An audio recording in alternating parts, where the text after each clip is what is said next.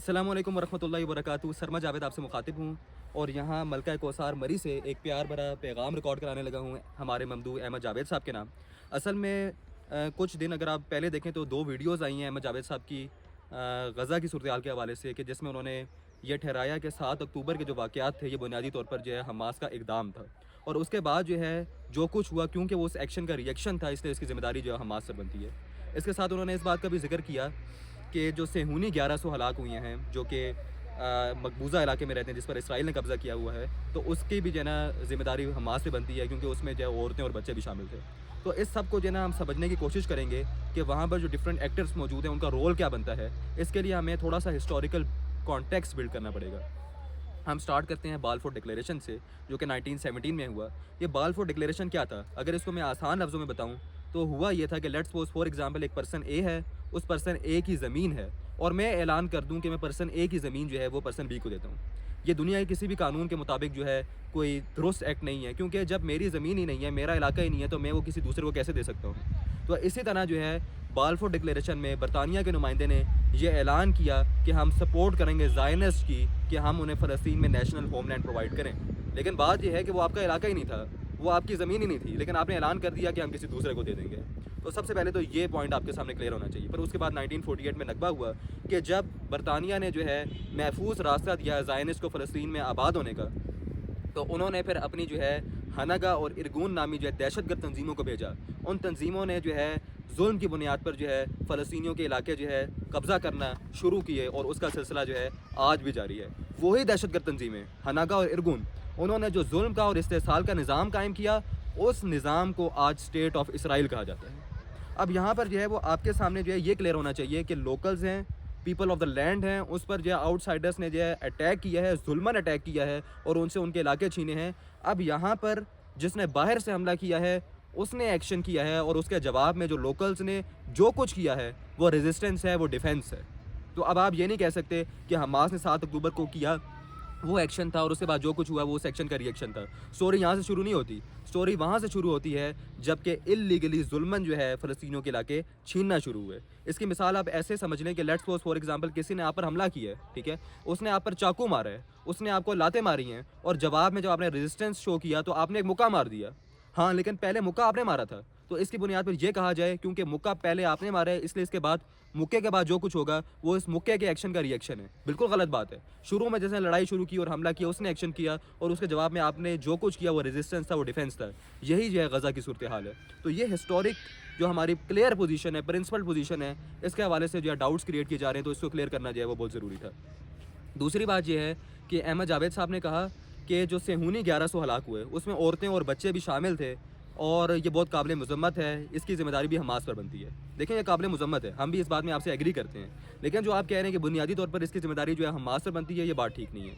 इसकी मिसाल ऐसे ही है कि फॉर एग्ज़ाम्पल कुछ दहशतगर्द तंजीमें आपके इलाके पर हमला करें और उस हमले के दौरान अपनी औरतों और बच्चों को भी ले आएँ, और फिर उनकी जो दहशतगर्द एक्टिविटीज़ हैं उसके दौरान अगर उनके कुछ बच्चे और औरतें हलाक हो जाएँ, तो फिर आप कहें कि ज़िम्मेदार वो है कि जिनके इलाके में दहशतगर्दों ने हमला किया है? बिल्कुल नहीं। ज़िम्मेदार वो दहशतगर्द हैं कि जिन्होंने अपनी टेरर एक्टिविटीज़ में अपने बच्चों और औरतों को भी साथ लिया है। तो इसी तरह जो नाजायज़ रियासत है इसराइल की, उसकी ज़िम्मेदारी बनती है कि जो बच्चे और औरतें जो है उन जहाँ पर उन्होंने कब्ज़ा किया है वहाँ पर जो मारे गए, उसकी ज़िम्मेदारी भी इसराइल पर बनती है, उसकी ज़िम्मेदारी जो है वो हमास पर नहीं बनती। अच्छा, जब ये 2 पॉइंट्स हैं वो क्लियर हो गए, अब यहाँ पर जो है ना ये जानना भी ज़रूरी है कि इसके बारे में शरीयत क्या कहती है। अहमद जावेद साहब ने ना बड़े कॉन्फिडेंस से कहा कि हमास का जो इक़दाम था, जो कि बुनियादी तौर पर इक़दाम था ही नहीं, ठीक है, उसको पहले उन्होंने इक़दाम कहा, और फिर जो है उसके बारे में उन्होंने कहा कि ये कुरान के भी ख़िलाफ़ था, ये हदीस के भी ख़िलाफ़ था, ये शरीयत के भी ख़िलाफ़ था, ठीक है। और इस हवाले से उन्होंने एक आयत पेश की जो कि सूरह अनफ़ाल की आयत नंबर 66 है, कि जिसमें आता है कि अगर तुम में से 100 जो है वो सब्र करने वाले होंगे तो वो 200 पे गालिब आ जाएंगे। तो यहाँ से उन्होंने ये निकाला कि अगर आप जो है ना आपकी रेशो 1:2 नहीं है, यानी कि आपकी तादाद दुश्मन से हाफ भी नहीं है, तो फिर आपके लिए दुरुस्त नहीं है कि आप अटैक करें। हालांकि उस आयत का ये मफ़हूम नहीं है। आयत का मफ़हूम क्या है, इसकी सही तफसीर जो है सही बुखारी में मौजूद है। अगर आप सही बुखारी की किताब तफसीर ओपन करें तो वहाँ पे हज़रत अब्दुल्ला बिन अब्बास रज़ी अल्लाह अन्हु से रवायत मौजूद है जिसमें उन्होंने इसकी तफसीर बताई है। ये सही बुखारी की हदीस नंबर 4652 है, 4653 है। मैं आपको पढ़ के बताता हूँ कि हज़रत अब्दुल्ला बिन अब्बास बयान करते हैं कि लम्मा नज़लत इन यकुम मिनकुम इशरून साबिरून यगलिबू मियातैन, कि जब जो है ये आयत नाजिल हुई कि तुम में से अगर 20 सब्र करने वाले होंगे तो वो 200 पर गालिब आएंगे, तो फिर हुआ क्या था?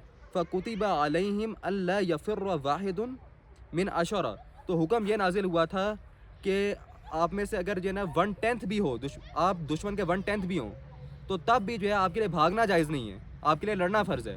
اس میں یہ نہیں تھا کہ آپ کی تعداد ایٹ لیسٹ 10% ہونی چاہیے کہ آپ لڑائی کریں، بلکہ حکم یہ تھا کہ اگر 10% ہیں تو لڑائی کے علاوہ کوئی آپشن ہی نہیں ہے آپ کے پاس، بھاگنے کا آپشن نہیں ہے، ٹھیک ہے۔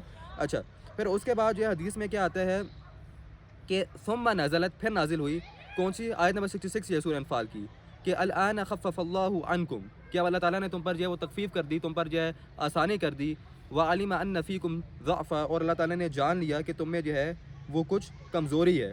اچھا، پھر اس کے بعد یہ کیا نازل ہوئی، اس آیت کے آگے کے الفاظ کے ہیں فَإِن يَكُن مِّنكُم مِّئَةٌ صَابِرَةٌ يَغْلِبُوا مِّئَتَيْنِ، کہ اب اگر تم میں سے جو ہے وہ 100 صبر کرنے والے ہوں گے تو پھر وہ 200 پر غالب ہوں گے۔ اچھا، اس کی صحیح تفسیر کیا ہے؟ حضرت عبداللہ بن عباس بیان کرتے ہیں فَكَتَبَ أَلَّا يَفِرَّ مِئَةٌ مِّن مِّئَتَيْنِ، کہ یہ حکم نازل ہو گیا کہ 200 کے مقابلے میں 100 نہیں بھاگ سکتے، یعنی کہ اگر آپ کی تعداد جو ہے وہ 50% بھی ہے تو آپ کے لیے بھاگنا جائز نہیں ہے۔ اب یہاں پر یہ سمجھنا ضروری ہے کہ جو شریعت کا اصول ہے وہ یہ نہیں ہے کہ آپ کو کم از کم تعداد میں 50% ہونا چاہیے تو تب آپ لڑ سکتے ہیں، بلکہ یہ ہے کہ 50% اگر آپ ہوں تو لڑنے کے علاوہ آپ کے پاس کوئی چانس ہی نہیں ہے، کوئی آپشن ہی نہیں ہے۔ تو یہاں پر یہ سمجھنا ضروری ہے کہ آیت میں جو شرط ہے کہ ہمارے پاس کنڈیشن موجود ہے، وہ کنڈیشن جواز کی نہیں ہے کہ یہ کنڈیشن فلفل ہوتا تب آپ لڑ سکتے ہیں، بلکہ وہ کنڈیشن وجوب کی ہے کہ اگر وہ کنڈیشن جو ہے پوری ہو جائے تو آپ کے پاس لڑنے کے علاوہ کوئی آپشن ہی نہیں ہے، جہاد آپ پہ فرض ہے۔ ہاں، اگر کنڈیشن جو ہے وہ پوری نہیں ہو رہی تو آپ کے پاس آپشن ہے، آپ لڑنا چاہیں تو آپ لڑ لیں، اگر آپ کوئی اور راستہ اپنانا چاہتے ہیں، کوئی اور اسٹریٹجی اپنانا چاہتے ہیں تو اس کی بھی آپ کو آزادی ہے، ٹھیک ہے۔